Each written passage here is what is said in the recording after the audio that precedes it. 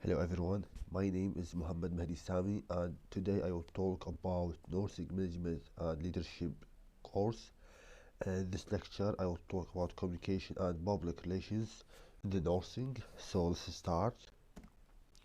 Lecture outline. At the end of this lecture the student should be able to understand some concepts of communication, explain the elements of communication, identify types of communication, discusses the characteristic of nurse that promote effective communication, show the benefits of communication, and identify the categorization of barrier to communication. So, definition of communication. Communication is a complex, ongoing, dynamic process in which the participants in the same time create shared meaning in an interaction, a process through which individuals exchange their ideas, values, thoughts, feelings, and actions with one or more people. The transfer of information from the sender to the receiver so that it is understood in the right context. Communication process. Communication process is an interactive that occurs when a person, the sender, sends a verbal or non-verbal message to another person, the receiver, and receives feedback. The communication process is influenced by emotions, needs, perceptions, values, education, culture, goals, literacy, cognitive ability, the communication mood, and noise. The transfer of information from the sender to the receiver so that it is understood in the right context. Confounding elements influenced by emotions, needs, perceptions, values, education, culture, goals, literacy, cognitive ability, communication, mood, and noise. Sender, verbal and non-verbal message to receiver. So, element of the communication. Sender. A sender is person who encoded and sends the message to the expected receiver through an appropriate channel. Message. The message is the content of communication and may contain verbal, non-verbal, or symbolic language. Type of message in communication. So sender, message, receiver. Type of message in communication. There are written or non-verbal and verbal message. Written message, non-verbal message, and verbal message. Channel. A channel is a medium through which a message is sent or received between two or more people. Several channels can be used to send or receive the message. Example: seeing, hearing. Receiver. A receiver or decoder is an individual or group of individuals intended to receive, decode, and interpret the message sent by the sender or source of message. Feedback. It is a return message sent by the receiver to the sender. A successful communication must be a two-way process where the sender sends the message and receives feedback from the receiver as intended. Confounding elements. These elements are not direct part of the communication process but have significantly influence on communication process. Process of communication: sender, message, channel, and receiver, then feedback. Characteristic of communication: 5C of communication: uh, completenesses, consciousnesses, correctnesses, clarity, courtesy, the showing of kindness toward others.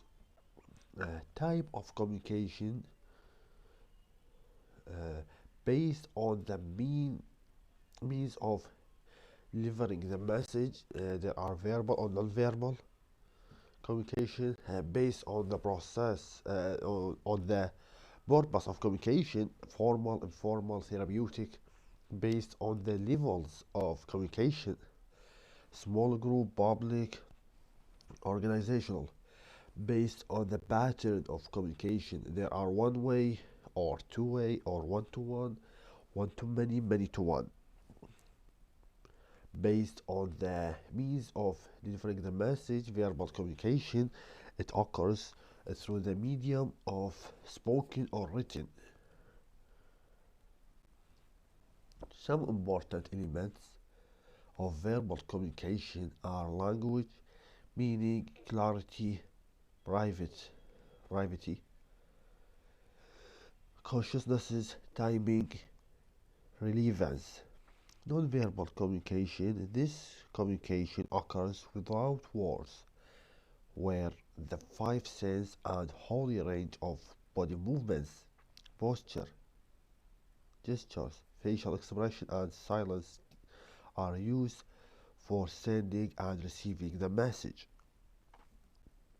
Based on the purpose of communication, formal communication. Formal communication follows line of authority and is generally used in organization to achieve organizational objectives. Informed communication informal communication does not follow line of authority.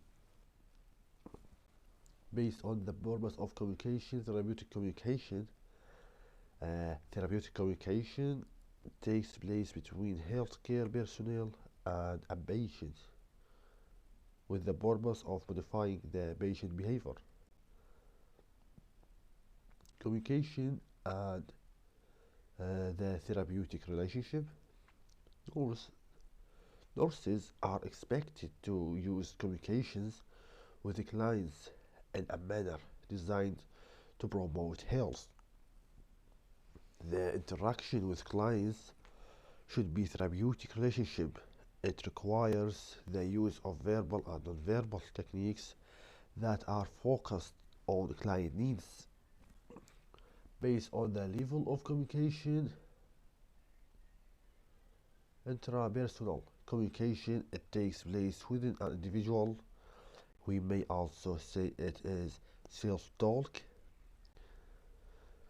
Interpersonal communication, it takes place when ever two or more people interact and exchange message or ideas. Transpersonal communication, it takes place within a person's spiritual domains. Based on the level of communication, small group communication. An example of a small group communication is when those interact with two or more individuals face to face or use a medium like a conference call. Public communication. Public is generally defined as a large group of people. Organizational communication, it takes place when individuals and groups within an organization communicate with each other to achieve established organizational goals. Based on the pattern of communication, one-way communication, it takes place when messages are delivered to the audience from the communicator only without constant feedback. Two-way communication, it takes place when both the communicator and audience take part in the process. One-to-one communication, communication between one sender and one recipient at one time. One-to-many communication, where one person communicates with many people at the same time. Many-to-one communication, Many-to-one communication takes place when several people communicate with one person at the same time. So those characteristics that promote effective communication, showing unconditional positive regard for your client, means accepting and respecting the client as a human being without imposing any conditions for the acceptance. Empathy, identifying closely with a client because a nurse can imagine herself in the client situation.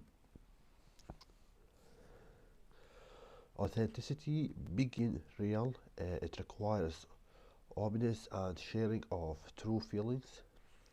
Caring means paying attention for a client. Active listening is the act of perceiving what is communicated verbal as well as non-verbal. Benefits of communication. Communication is a source of information to the organizational members for decision-making process as it helps identifying and assessing alternative course of actions. Communication also play a critical role in altering individuals' attitudes. Example, a well-informed individual will have better attitude than a less informed individual. Communication also helps in socializing. It is also said that one cannot survive without communication. Communication assists in controlling process. It helps controlling organizational members' behavior in various ways. Common barriers to effective communication. The use of jargon, over communicated, unfamiliar, and technical terms. Emotional barriers. Some people may find it difficult to express their emotions, and some topics may be complete taboo. Lack of attention, interest, distractions, or irrelevance to the receiver. Difference in perceptions and viewpoints. Physical disability, such as hearing problems or difficulties. Speak difficulties.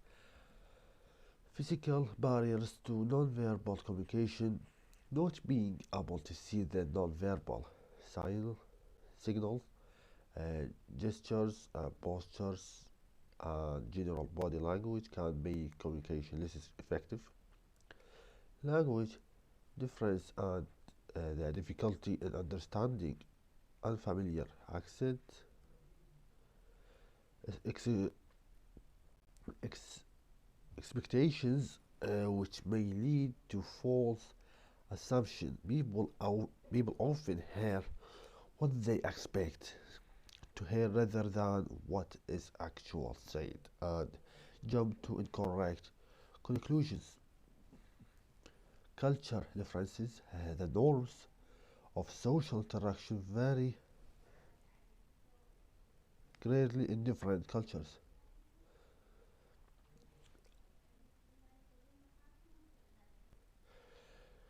Categorization of barriers to communication. Language barriers. Language may act as a barrier to communication. However, even when communicating in the same language, the terminology used in a message may act as a barrier if it is not fully understood by the receiver. Psychological barrier.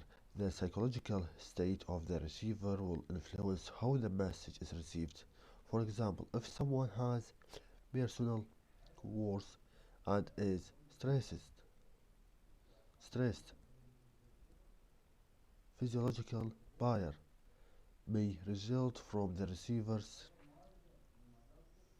physical state. For example, a receiver with reduced hearing. Physical barrier. Physical barriers. Communication is generally easier over shorter distance as more communication channels are available and this is technology is required. Systematic barrier may exist in instructors and organizations where there are influences inefficient or inappropriate systems and communication channels, or where there is a lack of understanding of the role and responsibilities for communication. Additional barrier Additional barriers are behaviors or perceptions that prevent people from communicating effectively. Thank you for listening and goodbye.